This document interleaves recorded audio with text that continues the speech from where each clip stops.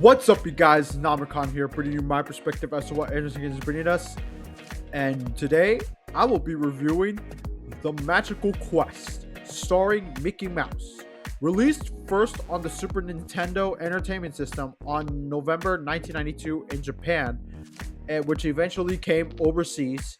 This game was a critical and commercial success, with the SNES version selling over 1 million copies all over the world.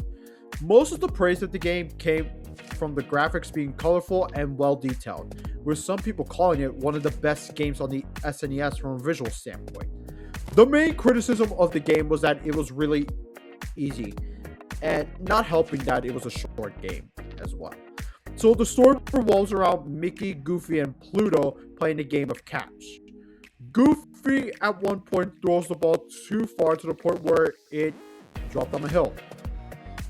Pluto was running to get to the ball, with Mickey and Goofy catching up to him.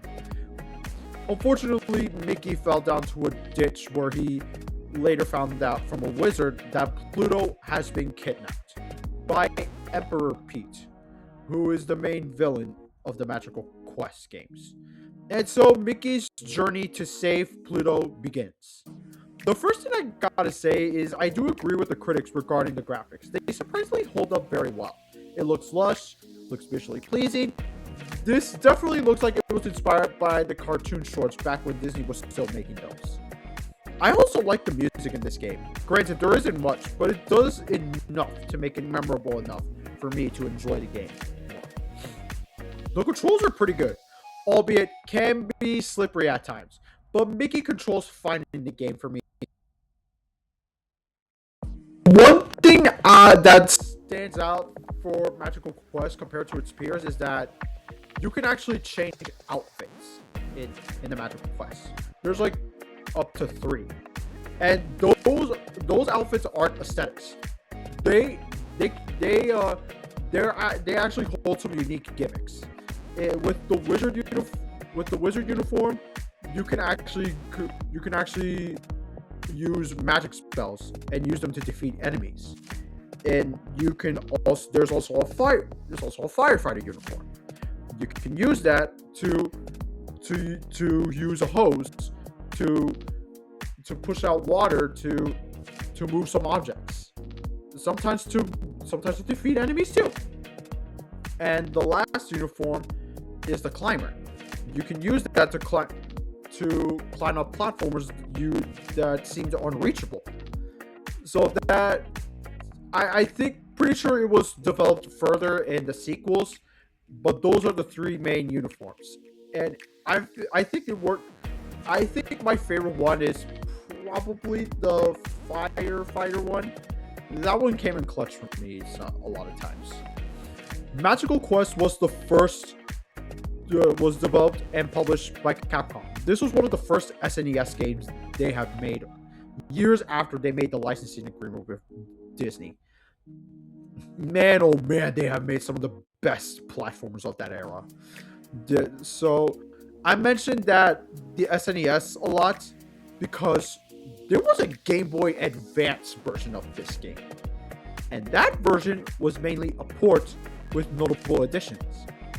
The first thing you will notice is that the music uses a different sound font. Like, yes, the melodies are exactly the same, but the production is different.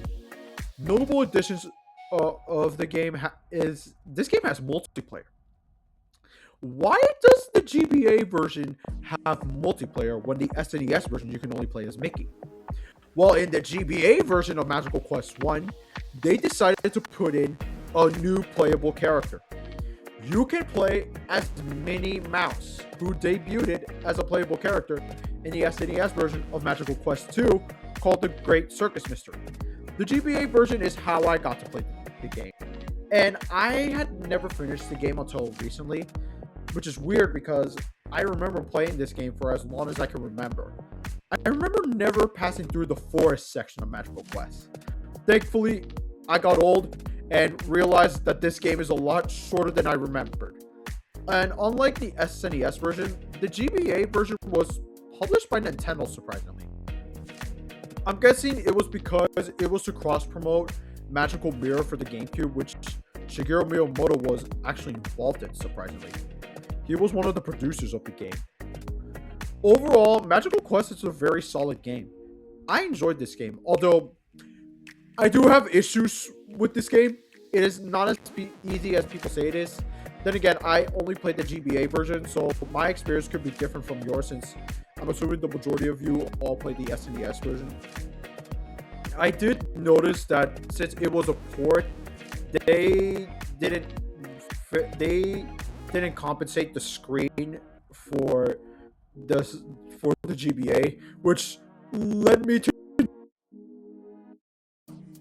a lot of the time. But overall, I do recommend checking it out. If you want the best experience, maybe the SNES version is the way to go. But if you want the version with the most content, the GBA version is the way to go. I do wish Disney would find a way to re-release the Magical Quest trilogy into modern consoles at some point.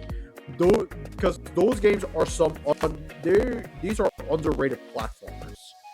Like, especially since the SNES version of the Magical Quest 3 never left Japan.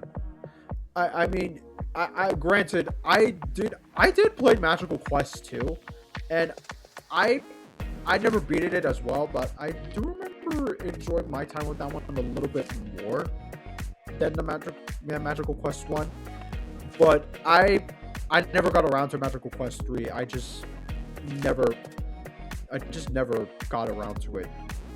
So I do hope that Nintendo or Capcom find an agreement to re-release these games into modern platforms, or maybe re-release both the SNES and the GBA versions on NSO, because those games would add great value to the streaming service, I would say.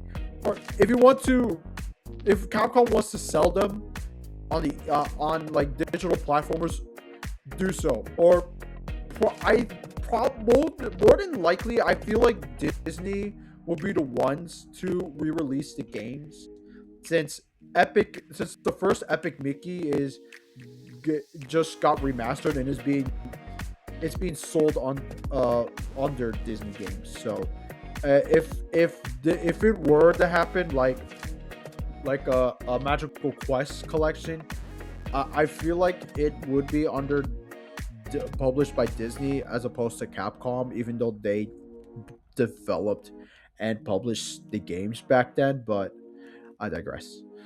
Magical Quest 1 gets a 7 out of 10.